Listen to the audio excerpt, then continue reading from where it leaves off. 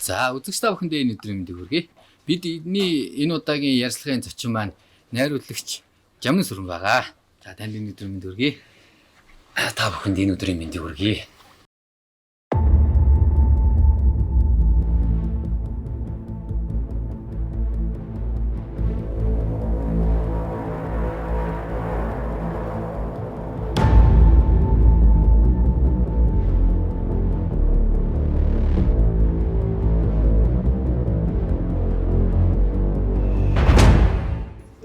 Миний баг нас бол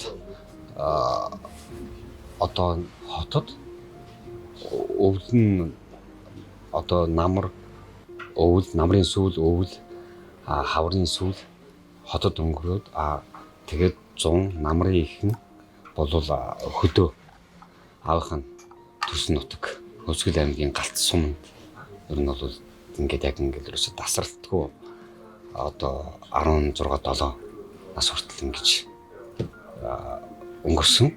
Тэгээд аав маань бол театрын жүжигчин хүн байсан. Тэгээд одоо хамгийн тод дурсамж бол юу гэхээр би аавынхаа нутагт очиж 17 настай тийм 9 дугаар ангид байхдаа одоо Нямгава найруулагч намайг тийш нь томилж би 9 дугаар ангид байхдаа яадаг вэ гэхээр хүүхд залуучдын театрт өдөр нь хичээлдээ явдаг. Тэгээд хажуугаар нь хүүхд залуучдын театрт ажилладаг. Одоо дагалдан жүжигчин гэдэг оронтон дээр ажилладаг байсан. Тэгээд багш маань бол одоо ардын жүжигчин Очир Отгой шав орцсон. Тэгээ нөгөө багш маань бол юу гэхээр Нямгава найруулагч чад бас ингээд шав орчихсон ингээд театр дагалдан жүжигчний оронтон дээр ажилладаг байсан. Тэгээд нэг өглөө нөгөө театрынхны юм хурал дээр өглөө болгоно нөгөө юм хурал явагддаг. Тэгээд театрынхны хурал дээр манай одоо Жая гэж манай аав хэлдэг байсан. Манай Жаягийн хөө одоо ингээд аавынхаа нутагт очиж одоо өсгөлд очиж жүжиг тавих болсон ингээд томилт бичээд ингээд өгчихсөн. Тэгээд тэр томилтын дагуу яг 17 настайдаа тэр зунаа одоо очиж аавынхаа нутагт анх тийм жүжиг тавьсан байдгийг. Тэр маань бол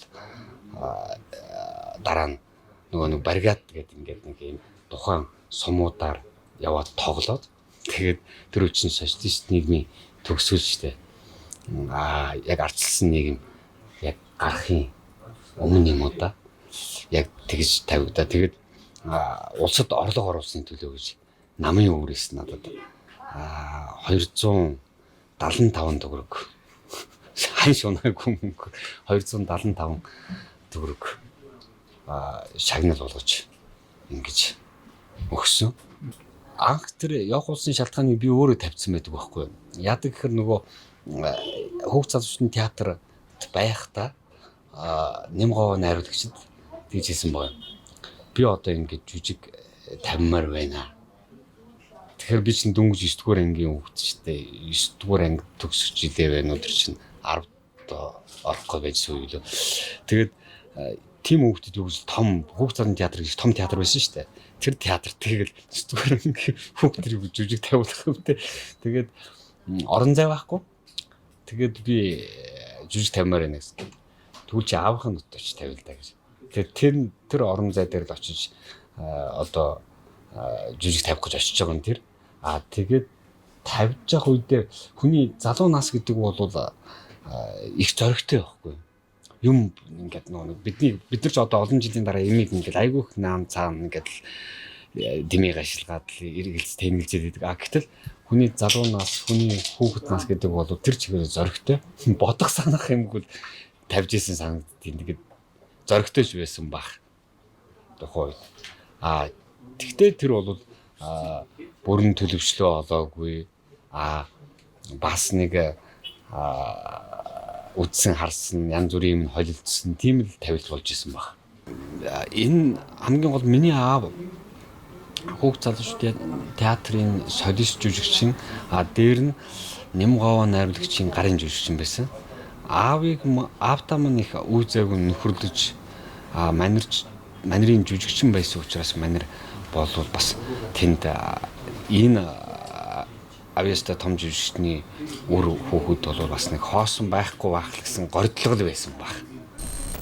Тэр жүжигийг тавьчаад тэгээд дараа нь аав руу ярьсан. Яагаад тэгэхээр би тэр жүжиг тавьчихад эргээ буцаад аймгийн төвд ирээд аймгийн төвийн захиргаа гэж байдаг байхгүй.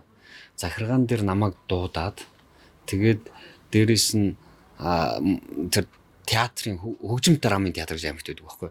Аймгийн хөгжим драмын театраас надад тэгжсэн байхгүй. За бид нар бол чамд бол одоо ингээд юу чи ингээд манад ингэж ирж ажиллаа.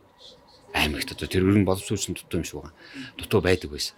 Манад ирж ажиллаа. Алга 36 гэдэг нь аймгийн төвд хэдхэн тийм байр байдаг байсан байхгүй. Тэр байранд одоо одоо чамд байр гаргаж нэг өрөө байр гаргаж өгье. За бараг л одоо чи манай эндээс ихнэр аваад манай эндээс энд ингэ суурчаад ингэ ажиллаж хөдөлмөрлөө гэд ингэж хэлжсэн. Тэгээ би тэрийг аав руугаа яриад уцаар ярангууд аава надад ийм санал тавьж байна. Би одоо ийм байна тэгжсэн чинь манай аав за миний хүү ямарсан баяр хүргэе. Гэхдээ аав маань тэр жүжиг үзээгүй л дээ. Тэр чинь хотод байсан. Тэгээ баяр хүргэе. Гэхдээ миний хүү чамд сурч мэдэх боловсрох юм маш их бий. Юу ингээд чи одоо ингээд ажлын талбар дээр ингээд гарахаас илүү чи цааш өөрийгөө хөгжүүлэх хэрэгтэй. Тэхийн тулд чи миний хажууд дээрээ гэж хотод дуудсан. Тэгээ би тэр саналаас татгалзаад тэгээ хотод ирж ирсэн. Тэгэхээр яг уу болвол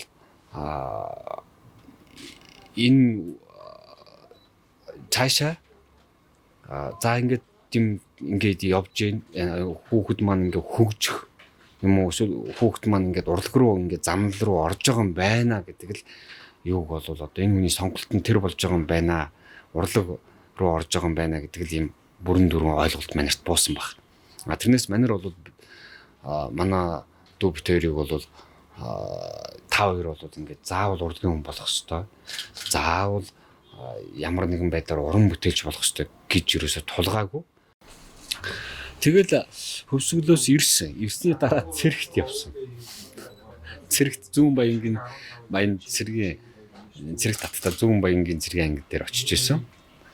За тэгээд дараа нь болвол буцаад ирээд байжгаад нэг хэсэг болвол ерөөсөө тэгээд нэг одоо яг яах вэ? Тэр үед бол Монголын бас нийгэм шилжчихсэн ардчлал руу социализмоос зах зээлийн ардчилсан нийгэм рүү шилжчихсэн үе байсан. Монголчуудын амьдрал маш картын барааны үе тэгээд маш хүнд хэцүү амьдралуудыг туулж исэн.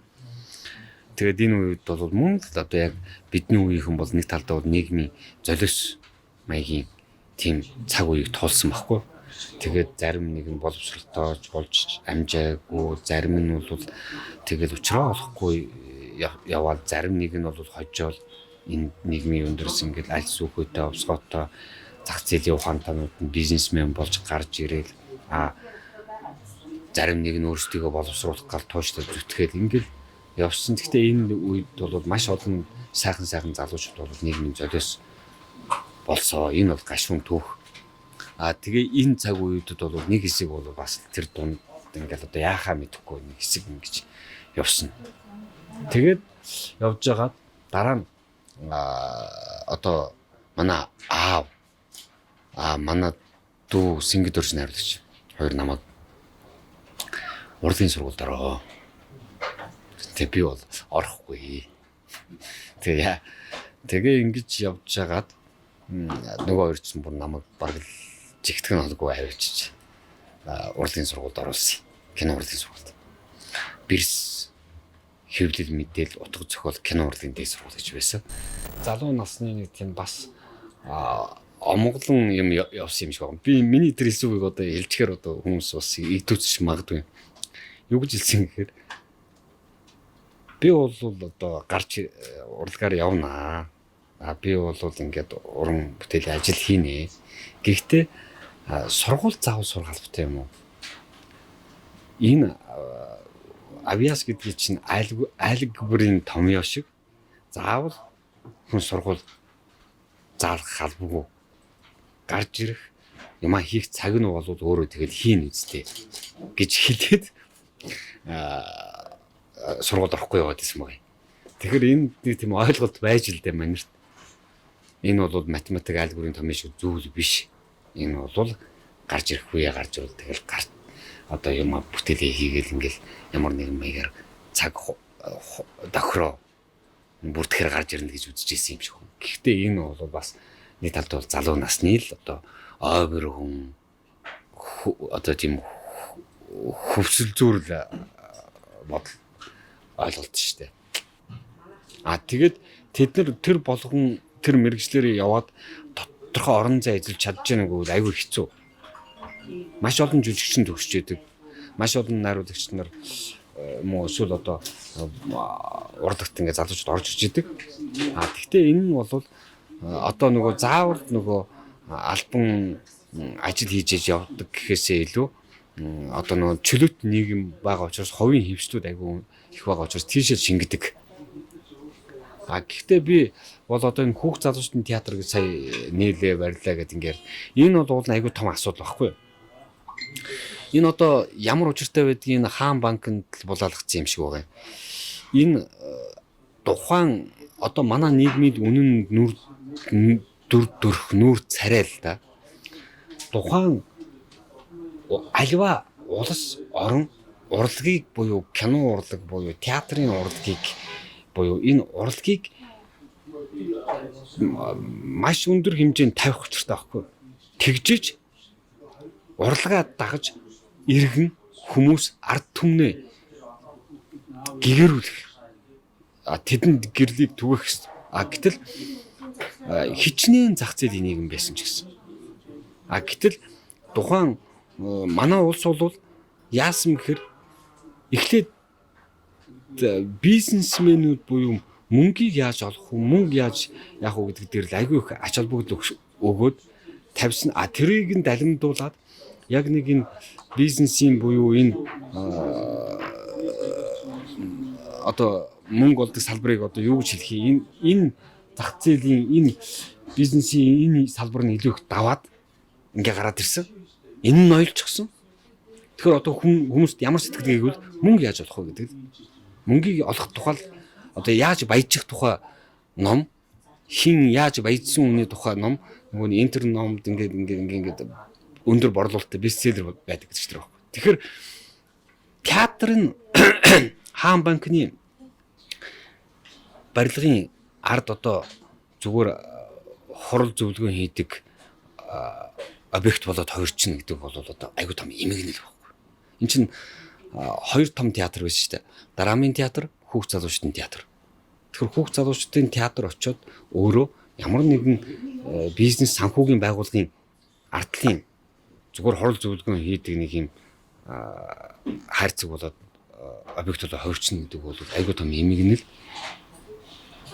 Тэгэд одоо өнөөдөр арэ гэж нэг одоо хаана гэдээс хаан улд өргөтөл нэг газар нэг театрын нэг дүүргийн соёлын төв шиг тийм юу үүсгээд тавьж явах шиг байгаа юм. Гэхдээ одоо тэр нь олдож байгаа нэг юм. Уулын энэ хоёр театр хоёулаа байж байвал энэ түрүүний чиний ярьдаг төгсөөд одоо энэ боловсон хүчингүүд ажиллах орон зай эдгээр хоорондоо өрсөлдөх урлаг хөгжих ийм орон зай театрын урлаг хөгжих аюул том орон зай гарч ирэх байсан. Тэгээ одоо энэ драмын театр дангаараа оршоод одоо тэгээд ямар байдалд хүрэж байгааг бол одоо бүгд төр нь ойлгож байгаа байна. Театрын урлаг Монголд ямар байгааг. Энэ театр одоо энэ уран сангад дамжуулаад хүн одоо нэг төлөв шиг тийм ээ. Соён гэгэрэх гэдэг нэг олон талын юмнууд бас ингээ ардаа орж байна. Энэ өөрөө эмгэнэл багхгүй. Тэгээд одоо энэ соён гэгэрүүлэх энэ нөхцөл байдал өөрөө буюу ард түмэн яадаг ч байсан. За мэдээж далхныхын мөнгийг олно. Гэхдээ хүний тарих төрүүлж явж явах хэвээр ходоодондоо захирагдаж сэтгэнэ гэдэг бол айгүй эмгэнэлтэй асуудал. Тэгэхээр энэ юун дээр л одоо энэ Хүүг задан театр гэдэг бол юу яах вэ? Гэдгийг бол одоо яг одоо энэ төв байралтай байсан энэ мессен дээр нь уулан байрлуулмаар одоо байршлан зүртэл юм баймар байгаа. Тэгээ энэ театрын юу бол одоо эрчимтэй сэргээж хөгжүүлж босгож ирэх хэрэгтэй Хүүг залуучдын театрыг. Миний үед бол төгсөөд яах вэ гэдэг бол яг л наад хов заяарж очиж хаана очиж юм гэх юм. Хаана очиж юу хийх юм. Олон миний үеийн уран бүтээлч нар бол тэгэл зарим нь орхиод тэгэл энэ мэрэгчдэр төгсөөд зарим нь орхиод бизнес хүмүүсүүд ямар нэгэн 8 хөөгөл тэгэл явж ирсэн шүү дээ. Та бас ингээд сонголтын өмнө ингээд тухайд очижсэн тийм. Яг одоо ингээд төгсөн мэрэгчлэр ингээд үргэлжлүүлээд ингээд ажиллах уу? Эсвэл бусдын адил ингээд 8 өдөр хийгээд ч юм уу тийм ээ. За ялчгүй цаг үе эргэлтэндээ ингээд одоо салбарт ингээд үсээр явах уу? Тухайн үед танд ер нь ямар сонголтууд байв? Таа яг энэ кино урлагийг сонгох уу? Өөр одоо бусдын адил өөр ажил хийх уу гэж бас тухайн үед ер нь хэрэг хэлцдэг. Би бол эргэлзээгүй. Яг эргэлзээгүй вэ гэхээр би чинь өөрөө нөгөө нэг жүжигчний уран бүтээлчийн гэр бүл төрж өссөн. Тэгээд нэвт надад шингэж гисэн дээр нь театрт өссөн. Учираас над бол ерөөсөө тэгэл чигээр одоо хоосонч байсан, хоолтойч байсан, хоолгүйч байсан. Хизээш гуйваагүй. Угшагаал хараал явсан. Хизээ сайн цаг ирэхийг үгүй тэр үе хүртэл тууштай явж байгаа. Одоо урлагийн сургуульд ороод 4 жил сураад тэгээд гарч ирээд тэгээд юм хийчнэ гэдэг ойлголт бол бас нэг талдаа өрөөсгөл байхгүй.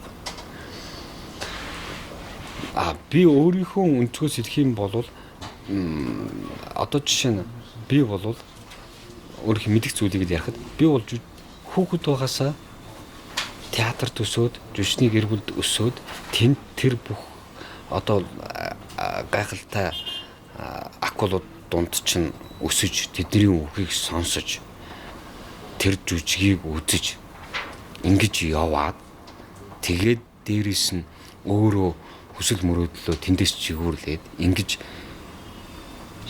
одоо тэр уран бүтээлч болохын төлөө шатаад энэ хэдэн жил үү?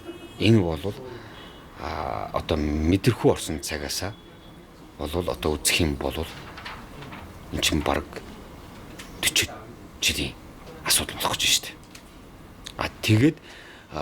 Тэгж яваад тэгээд дараа нь урлагийн сургуульд ороод одоо тэгж хатж явсаар урлагийн сургуулийн 4 жилийг өнгөрөөгөөд тэгээ гарч ирээд ахаад хөлөө олох гэж ахиж хэдэн жилийг ингэж яваад одоо өнөөдөр чүтэй хайтай нэг юм хийж байгаа байхгүй.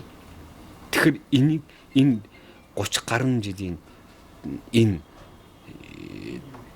юу чинь хүний сэтгэл зүйн процесс энэ бүх юм чинь бол энэний төлөө шатаж энэний төлөө нэрсэн бүх он цаг жилүүд бол одоо бакалавр гэдгээс бол одоо баг хэд дахин давна хар ухаанаар бодоход хар ухаанаар ойлгоход. Тэгэхээр энэ юу чинь өөрөө айгүй юуны хэмжээнд хүнийг тодорхой хэмжээнд одоо тэгээ хэлжүүл буруутгах байх одоо академик хэмжээнд авчиж байгаа байхгүй. Тэр хүн чинь одоо хийхин тулд тэр бүх юунд өсөөд дараа нь хүүхэд насны өнгөрөөд тэгээд дараа нь тэнд дунд залуу насны өнгөрөөд тэгээд дараа нь эдэр насны орж ирж шít. Чи бүхэл амьдралаараа тэр уран бүтээлч болохын төлөө нэрэгдэж байгаа асуудал. Бүхэл амьдралаараа найруулагч гэдэг мэргэжлийг эзэмшихийн төлөө дотроо нэрж байгаа асуудал байхгүй биш гэж. Ингэжээж өнөөдөр энд төрж байгаа. Одоо гэхдээ чүтэй тий одоо нэг бүтээл хийгээд одоо ингэ байж. Гэтэл зүгээр одоо энэ профессионал энэ хажууд 4 жил явж байгаад би урдын хүн болмоор ингээд очиод урдын сургууль шалт өгсөн хүмүүс байдаг шин. Тэгээ очиод одоо ямар ч хамаа зүгээр нэг гэр бүл ингээд босод бизнесийн ч юм уу ямар ч юм одоо ийм гэр бүл төсөөд юм уу эсвэл өөрч салбарын хүний гэр бүл төсөөд тэгээ дараа нь өөр нэг найлж болов гоё гэдэг ч юм жишгэн болов гоё гэл ингээд очиод ингээд энэ мэржлийг сонгоод тэгээ 4 жил сураад гарч ирээд за одоо би юм. Тэгэхээр 40 жил 4 жил хоёрын хооронд жиндүүрийн тавган дээр тавил юу байх вэ гэдэг асуудал гарч ирж байна. Энийг одоо ингээд тавихаар л би ямар нэгэн дүгнэлт хийхгүйгээр ингээд тавихтал энэ өөрөө өөр асуудал байна.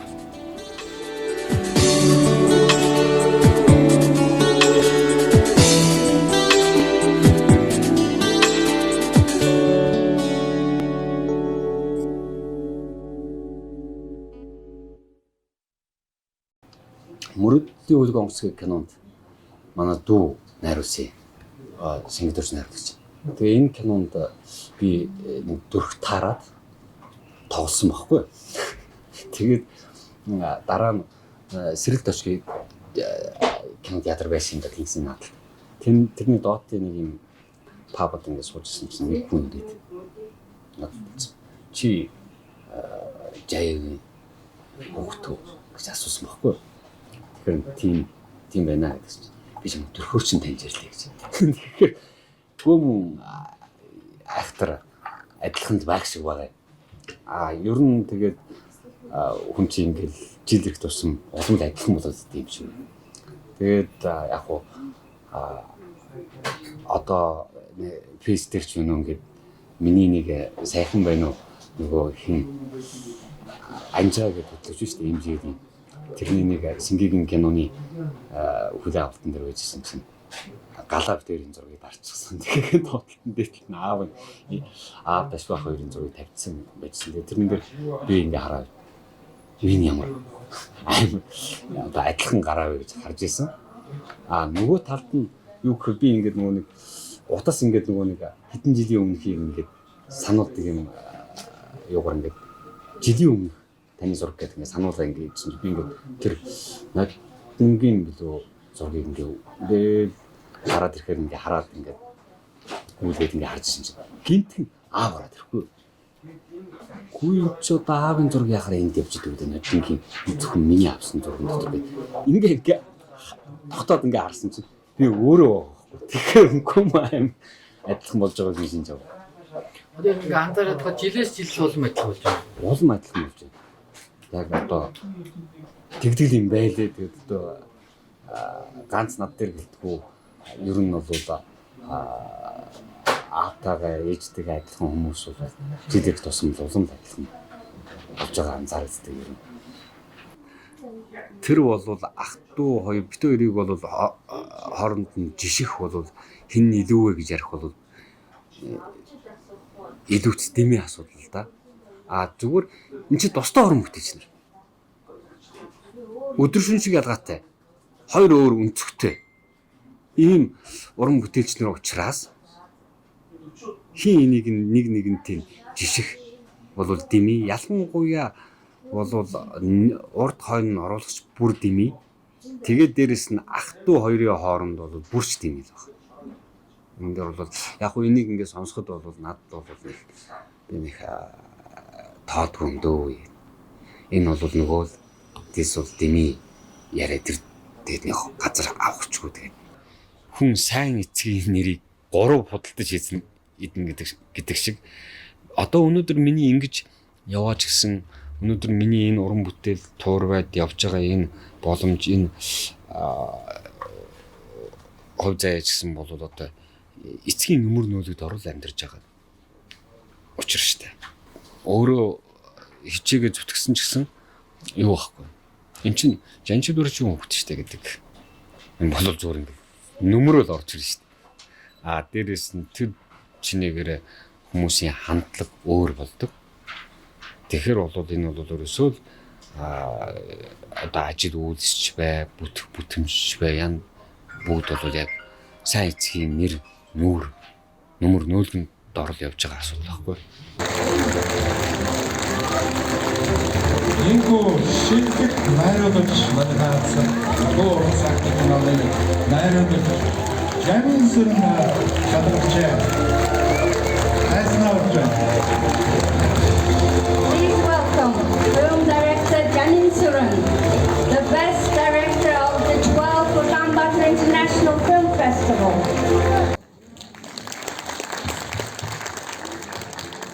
Аавынхаа нэрийг гаргаж байгаадаа л би бол одоо маш happy байсан. Маш өндөр сэтгэл. Аавын минь амьдрсан биднийг төрүүлсэн нь үр дүн тодорхой хэмжээнд үр дүн ач холбогдлоо өгж байгаад л. Миний аавын буу болгосон гэр бүл ямар том лаборатори, урлагийн лаборатори байсан бэ? Гэдэг нэг харагдаж байгаа юм. Нөгөө талд ген гэж ямар амар юм байдаг юм бэ гэж. Тэр харагдаж байгаа бах.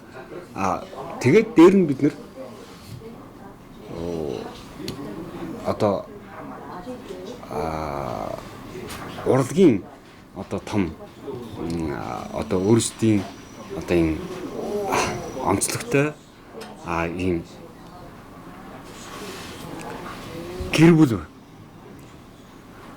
байж одоо байгаа надад бол одоо үнэхээр сэтгэлдлээ өндөр байдаг. Зөв таны хувьд одоо сая хөхөг хийлээ нээлттэй хийгээд одоо үзэгчдийн хүсэл ингээ болоо гэж.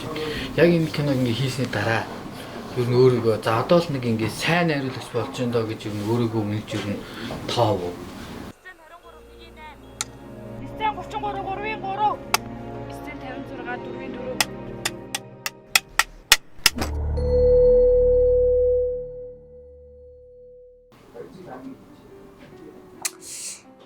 Уран бол хүн урмаар амьдардаг.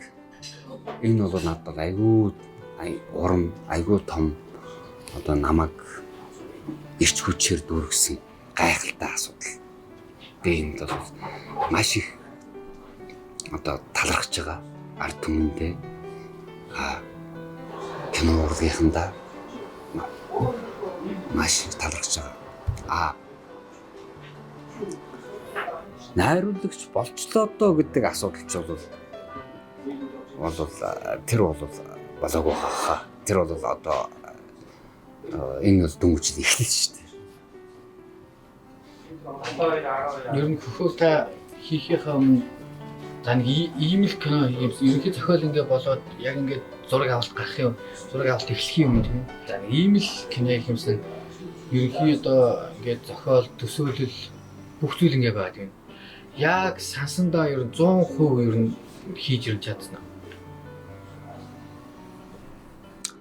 Энэ бол 40% л байвал их юм. Эргээд одоо бодоход хамгийн их дутагдсан нэр энд нь л ингэ чиглэг байж дээ гэж бас ингээд өөрөө чинь одоо хамгийн их одоо яг уран бүтээлчийн хувьд одоо бас шаналгсан зүйл үү.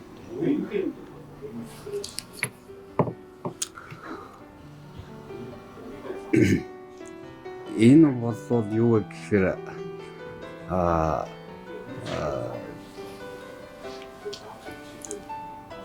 уулын бол тухайн уран бүтээлчийг тухайн дүр тоглоход маш урт удаан хугацаанд бэлддэг нэг асуудал байна. Шин Кристен Бэйл гэж жүжигчмэн шүү дээ юу гэдэг. Машинист тоглохын тулд 27 хил болголоо торсон байдаг. Одоо бол амар багцаалаа байгаа шүү дээ. Бэтмен тоглодог. Энэ тухайн уран бүтээлч тухайн уран бүтээлийн төлөө өөрийгөө бэлдэж байгаа жүжигчний форм. Би кастингийн асуудал дээр би болов энэ түрүүн тэр ээжд нь тэр эмгэнд тоглохын тулд өөр жүжигчин анх яригдж исэн юм аа. Тэр жүжигчин ч баг өөрийгөө бэлдэж байгаа юм шиг бүр ингэж ясаар суултлаа торж ирсэн юм. Тэгээд тэрийг зүгээр ингэж хүн чи ингээд нас өндөр бол ингээд ирэхээр жижигрээд баг одоо эргээд үлгэнд орох гэж байгаа юм шиг ийм хэл болдог байхгүй. Тэгээд энэ бол яг болж ирсэн. Тэгсэн чинь нөгөө жүжигчин маань бурхан болчихсон. Тэгээд одоо энэ яг хийх болоод одоо энэ хэн тоглох вэ асуудал яригдсан. Тэгээ би Борхоо хчигээ авсан. Борхоо хч маань маш сайн тоглосон. Мондоч жүжигч. Гэхдээ би Борхоо хчиг тэр насан туршийн та тураад ясаарс болоод тооч гэж хэлэхэд аюулгүй хэцүү байсан. Цаг хугацаач байхгүй байсан. Энэ л миний одоо айгуу том хийсэн алдаа баг. Миний алдаа шүү. Жүжигчний биш, найруулагчийн алдаа. Тэгж хүртэл турж чадсан болвол одоо өнөөдөр түрүүний шин энэ хүн тэгтлээ дардагтаа тулаагүй байна гэдэг асуудал гарахгүй байхгүй. Танаас дүрсээр яаж. Үнэхээр тэр орон дээр нэг бүрэлдэхүүн ясаарстаа тулаад өрөөсөө ингэсэн хүн хэвдэж өгдөг гүцээ байхгүй.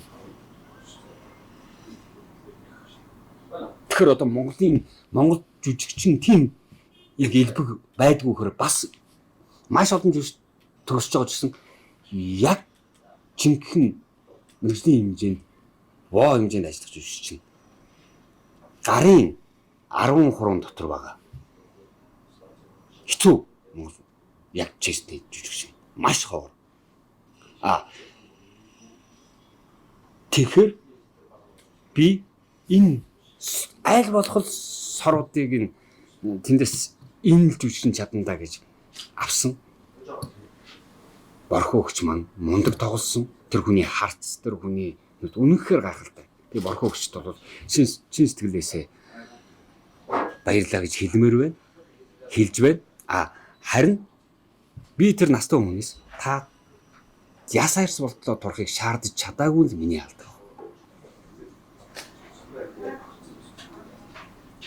Бусд нь энгийн хүмүүс, буучин, төрийн албан агч. Тэгээд бас тэр эргэн тойрны ингээ дандаа энгийн хүмүүс хэд хэдийн энгийн хүн тоглосон. Энэ бол одоо тухайн дүрд бол одоо би Монголын жүжигчдээс ингээл хараад ингээд за энэ болохгүй байна гэж үзсэн учраас л тэр дүрд өөр хүн авчирч байгаа шүү дээ, энгийн хүн. Гэхдээ ер нь хэцүү. Дээрэс нь дүр болгонд дүр болгоныг бүтээж тухайн нөхцөлд орж амьдарч хорж чаддаг жүжиглэхэн ухааны эрдмийг дээд зэргийн эзэмшсэн жүжигч маш ховор. Энэ бол асуудал шүү. Ер нь болвол шин дүрийн эрэлт буюу гарах гэдэг асуудал болвол шин нүүр царайны эрэлт гарах гэдэг асуудал болвол бид нэр өөрсдөө ялангуяа энэ найруулагчид эдэр болвол нэг ингэдэг юм шүү. Нэг нөхөр нэг агсарж байгаа дүр тоглолцдог шүү дээ. Тэгэл энийг тэргэл харчдаг юм шүү. Тэрнээс өөр юм шавхаж гаргаж ирэхийг юус хүсдэг. Тэгээд агсарж байгаагаар нь өөр юм тавьж л юм шүү. Нэг нөхөр баатрын дүр юм уу эсвэл нэг нөхөр нэг юм тоглож. Тэгээд тэрүүгээр навьж тавьчихдаг. Тэгээд тэрэндээ л тоглож идэг. Энэ жүжигчний нээж гаргаж ирэх асуудал үнэхээр орхигдож байгаа бол энэ бол шууд найруулагч нарын л асуудал. Баггүй. Найруулагч ажиллахаас цааргалдаг юм уу эсвэл ажиллаж чадахгүй байгаа юм уу жүжигчний нээж гарах. Тэгвэл тухайн кинонд жүжигчин ямар тоглосон байна вэ гэдэг бол сайн тоглож уу муу тоглож уу гэдэг бол найруулагчаас шууд хамааралтай асуудал шүү дээ. Муу найруулагч бол сайн жүжигчин муу тоглоно. Сайн найруулагч бол муу жүжигчин битгий тэнд байгаа зүгээр нөхрийг авчраад чинь. Мастерство хэмжээнд бүр дээд зэргийн жүжигчин шиг тоглож шүү дээ. Одоо жигжидгуун асуудал байна шүү дээ. Хөргөнхүү баримт киноны найруулагч тоглож шүү дээ. Сүхбаатар дуучин дашнамжлогоо тоглосон шүү. Дорж олмог шүү. Захиур төмөр, засагтааны захиур төмөрт уурхайн багнуурын уурхайн нэгтлэн билүү сандуужууга гэдэг хүн тоглосон шүү. Хөргөн хүүгийн ихнэрт бат сүрэн нэвтрүүлэгч тоглосон шүү. Энэ бол найруулагчтай холбоотой асуудал. Ер нь аливаа кино сайн муу болж ийна, тэнд гарч байгаа ямар нэгэн зураглаачийн алдаа байна уу, зураачийн алдаа байна уу, мейкапын алдаа байна уу, жүжигчний алдаа байна уу, ямар алдаа тэндээс гарна. Тэр бол зүгээр цэвэр найруулагчийн алдаа байхгүй. Миний уул нь бол өөр дотроос өөрийн мэдлгүй урган гарч урсж байгаа найруулагчийн өөрийн одоо онцлогийг илүү гаргаж ирэх болов гэж харж байгаа, миний өөрийн онцлогийг илүү их тавих болов гэж харж байгаа жанр бол триллер, сэтгэл зүйн триллер. Одоо психологический триллер буюу сэтгэл зүйн триллер. Энэ триллер юугаар би ер нь дараачийн киногоо хий гэж хүсэж байгаа. Одоо театр, одоо драм театрт ч юм уу тийм найруулагчаар ажиллах, яг нэг драм тал руугаа ер нь өөрийгөө найруулагч талаас уран зохиод одоо ингэ төлөвлөлөд ажиллаад явах тийм бодол юм. Би ер нь өөрөө театрт өссөн, театрын жүжигчний хүү, театрын жүжигчний гэр бүлд төрж өссөн хүн учраас би театрт бол жүжиг тавина. Хүүхд залуучуудын театр гэсэн үг, драм театр гэсэн үг. Аль боломжтой дэрэн л тавина. Хэрвээ одоо драм театраас ч юм уу тийм. Одоо шинээр ингээд хүүхд залуучуудын театр аль бисаар ингээд байгуулагдаад тэгээ таныг одоо ингээд найруулагчаар ингээд ажиллаач бүл хайр зөвшөөрөх.